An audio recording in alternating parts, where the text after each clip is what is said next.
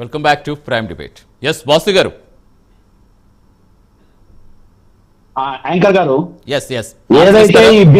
ఏదైతే ఈ బీజేపీ నాయకులు కావచ్చు లేదా తెలుగుదేశం పార్టీ నాయకులు కావచ్చు మాట్లాడుతున్నారు కదా, మేమేదో అనవసరంగా టీటీడీ ప్రతిష్టను భ్రష్టు పట్టిస్తున్నాం, శ్రీవారి మనోభావాల్ని దెబ్బతీస్తున్నాం అని మాట్లాడుతున్నారు కదా. మీకు ఒక వీడియో చూపిస్తాను. ఈ వీడియో మీకు కనిపిస్తుందో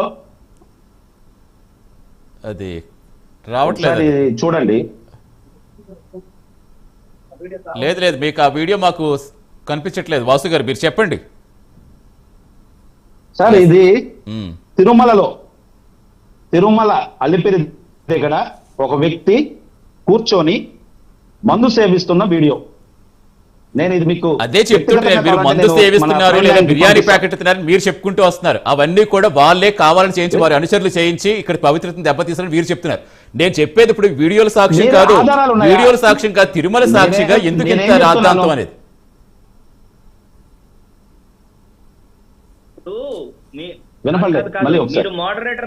ఒక్క నిమిషం అండి, మీరు వీడియోలు చూపిస్తున్నారు, వీళ్ళు వెళ్ళి ఇంకో వీడియో చూపిస్తున్నారు. వీడియోతో సరిపోదు కదా శేఖర్ గారు.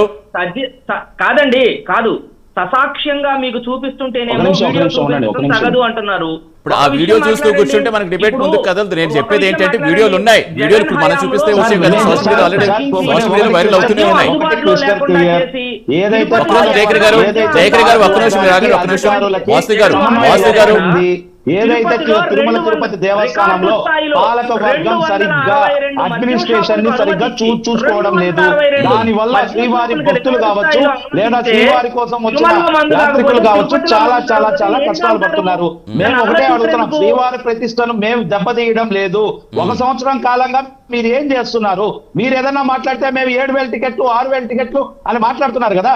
మీరు ఇప్పుడు పాలకవర్గం ఎందుకో దగ్గర 1.5 సంవత్సరం అవుతుంది. దాని మీద చర్యలు తీసుకున్నారా? ఏం చర్యలు ఏమైనా గాజులు ఏమైనా చేసుకుని ఉన్నారా? మీరు వీళ్ళకి నోటికొచ్చినట్టు మాట్లాడడం తప్ప వీళ్ళకి ఏ ఆధారం లేదు. ఒకవేళ ఆధారం ఉంటే దాన్ని పోలీస్ డిపార్ట్మెంట్ కంప్లైంట్ ఇవ్వండి లేదా విజిలెన్స్ డిపార్ట్మెంట్ విచారణ చేపట్టండి. అంతేగాని మైకుల ముందర మాట్లాడడమే వాళ్ళకి తెలిసిన ఒకే ఒక విద్య. ఈ రోజు కరుణాకర్ రెడ్డి గారి గురించి మాట్లాడతారు. అసలు ఏం తెలుసు వీళ్ళు కరుణాకర్ రెడ్డి గారి గురించి?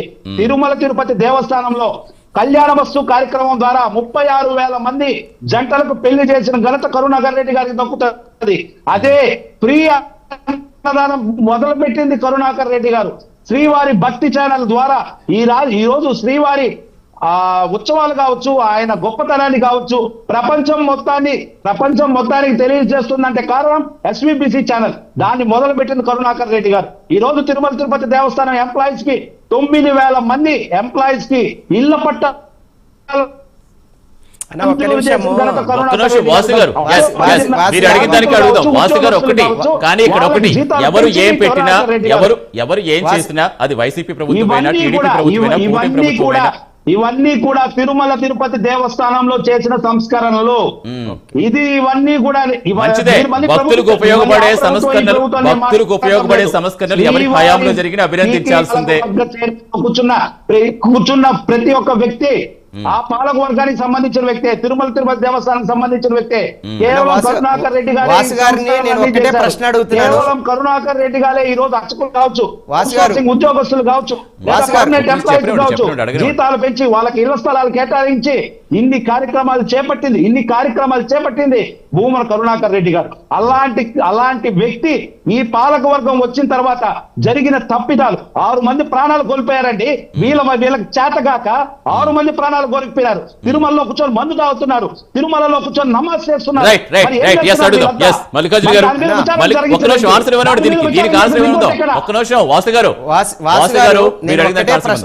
ఒకటే ప్రశ్న మీకు, 2019 నుంచి 2024 మధ్య జరిగిన సంఘటనల గురించే మాట్లాడదాం, వేరేటి అవసరం లేదు. వైవి సుబ్బారెడ్డి గారు అదేవిధంగా భూమన కరుణాకర్ రెడ్డి గారు టీటీడీ బోర్డు చైర్మన్గా ఉన్నప్పుడు ఏ విధంగా అక్కడ అవినీతి జరిగింది, ఏ విధంగా స్కామ్ చేశారు, ఏ విధంగా అక్కడ అన్యమత ప్రచారాలు జరిగాయి, ఏ విధంగా హిందూ ధార్మిక సంఘాల మీద హిందూ దాడుల మీద ఏ విధంగా దాడులు జరిగాయో స్పష్టంగా మీకు చెప్తాను, వినండి. ఈ రోజు శ్రీవారి మెట్ల మీద అలిపిరి మెట్ల మీద కాలినడకన భక్తులు పోతుంటే పులులు దాడులు చేస్తున్నారు ఉన్నాయంటే ఇదే భూమన కరుణాకర్ రెడ్డి గారు చైర్మన్ గా ఉన్నప్పుడు కట్టెలు ఇస్తాము కర్రలు ఇస్తాము అని చెప్పేసి చెప్పారు. అంటే అపహాస్యంగా హిందూ భక్తులను అవమానించడం, అదే విధంగా డైవర్షన్ ఆఫ్ పాలిటిక్స్ లో భాగంగానే డైవర్షన్ ఆఫ్ ఒక్క నిమిషం brother, complete let me complete. Diversion of politics ఏ విధంగా చేసినట్టు హిందూ ధర్మాన్ని కూడా అంతరించే విధంగా హిందూ భక్తులకు కూడా అంతరాయాలు ఏర్పాటు చేసిన మాట వాస్తవం కాదా? నెక్స్ట్ అన్యమత ప్రచారము గతంలో జరిగిన మాట వాస్తవం కాదా? అదేవిధంగా ఇప్పుడు మీరు ఏదైతే మాట్లాడుతున్నారో, మీరు ఏ విధంగా మాట్లాడుతున్నారో వాస్తవం కాదా? జరిగింది కదా, మీ హయాంలో జరిగింది కదా, ప్రూఫ్ ఉందా? ఆ ప్రూఫ్ మాట్లాడుతున్నాం కదా. అంతర్వేది దగ్ధము ఎవరి హయాంలో జరిగింది? ఆంధ్రప్రదేశ్ రాష్ట్రంలో అంతర్వేది ఎవరి హయాంలో దగ్ధమైంది? అదే విధంగా ఇదే కొడాలి నాని గారు ఇదే ఒక్క నిమిషం వాసు గారు వినండి. ఇదే కొడాలి నాని గారు ప్రెస్ మీట్ల వేదిగా ఆంజనేయ స్వామి చెయ్యి విరిగితే ఏం మాట్లాడారు? ఒక్క నిమిషం జయకర్ గారు, ఒక్క నిమిషం వినండి. ఆయన క్వశ్చన్స్ కి నేను సమాధానం చెప్తున్నా, వినండి మీరు మాట్లాడిన తర్వాత. ఇదే కొడాలి నాని గారు వైఎస్ఆర్సీపీ ప్రభుత్వ హయాంలో ఆంజనేయ స్వామి చెయ్యి విరిగితే ఏం మాట్లాడారు? అదే విధంగా భూమన కరుణాకర్ రెడ్డి గారికి ఏ విధంగా హిందూ మతం మీద విశ్వాసం లేకుండా బొట్టు పెట్టుకోకుండా ఏనాడు అతను బొట్టు పెట్టుకున్నాడా? అదే విధంగా హిందూ కొండ మీద ఏ విధంగా వేరే అన్యమత ప్రచారానికి సంబంధించి పెళ్లి వేడుకలు ఏ విధంగా చేశారు?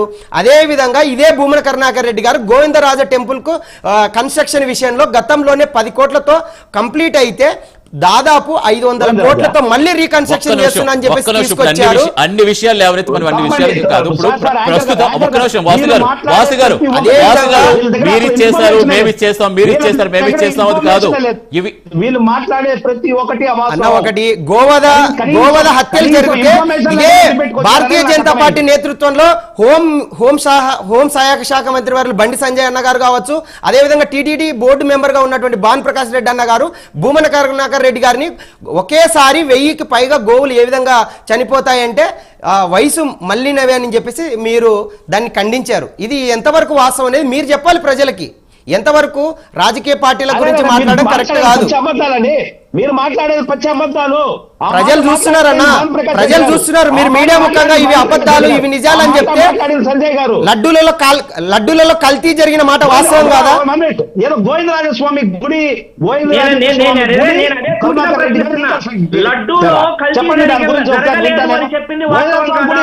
లడ్డూలలో కల్తీ వ్యవహారం జరిగిందని చెప్పేసి ప్రతి ఒక్కరికి తెలుసు. ఇప్పుడు ఇవే అడుగుతా జగన్ ఇందాక నుంచి నేను ఇలా ప్రతిదాన్ని కూడా హిందువుల మనోభావాలు